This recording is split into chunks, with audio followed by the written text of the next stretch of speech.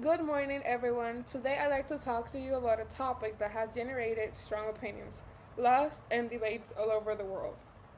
Abortion. Abortion is the termination of a pregnancy before the fetus can survive outside the womb. For some, it's a human right. For others, it's a human tragedy. Regardless of where you stand, it is important to look at this issue not just emotionally, but also with facts, understanding, and respect for different perspectives. This is not an easy topic to discuss. It involves deeply personal experiences, religious and cultural belief, scientific facts, and legal frameworks that vary from country to country. In some places, abortion is widely accepted and legal. In others, it's considered a crime or is only allowed in extreme cases. And then there are countries where abortion is practically banned, like our country, even when the mother is a life risk. So let's begin by looking at the pro-choice perspective. People who support abortion rights, known as pro-choice, argue that a woman has the fundamental right to make decisions about her own body. They believe that forcing a woman to continue a pregnancy, especially in cases of rape, incest, or serious health risks, is unfair and harmful. Their supporters also argue that unwanted pregnancy can lead to a lifetime of struggle for both the woman and the potential child. Many women who seek abortions are already mothers or not in a position to raise a child financially, emotionally, or physically. For example, imagine a teenager who gets pregnant accidentally. Is she ready to raise a child while still in school? Can she provide a stable life?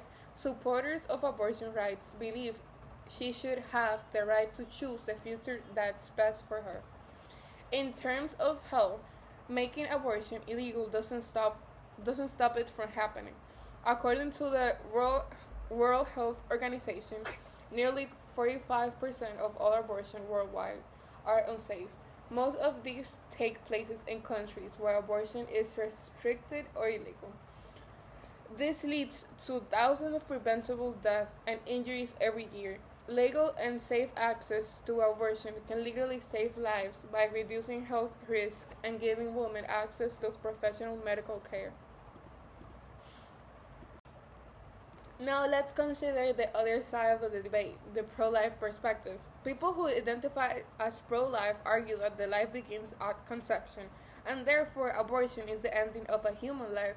They believe every fetus has the right to be born, regardless of the circumstances. Many of them also highlight the emotional and physiological impact that abortion can have on a woman.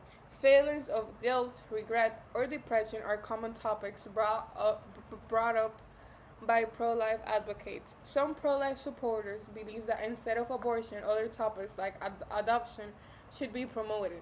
They also argue that governments and societies should focus more on supporting pregnant women with better health care, education, and financial support, and emotional counseling so that women don't feel like abortion is their only option. In many countries, this debate is reflected in law. For example, in the United States, abortion was recently restricted in many states after the Supreme Court overturned Roe v. Wade in 2022. Some states completely ban abortion, while others continue to allow it. This decision sparked protests, marches, and heated discussions about the role of government in personal choices. In contrast, countries like Sweden, Canada, and France allow abortion and see it as a part of reproductive health care. This difference shows how culture, politics, and religion can shape laws and public opinion. Now, what about the people who are somewhere in the middle? In my opinion, abortion should remain a legal and safe option. It's not an easy decision, it's not something people take lightly. But I believe that every person has the right to choose their own path in life, especially when it comes to something as personal as pregnancy. Instead of judging and punishing women, we should focus on education, support, and compassion. We should work to prevent unwanted pregnancy through better access to birth control and better communication about their reproductive health.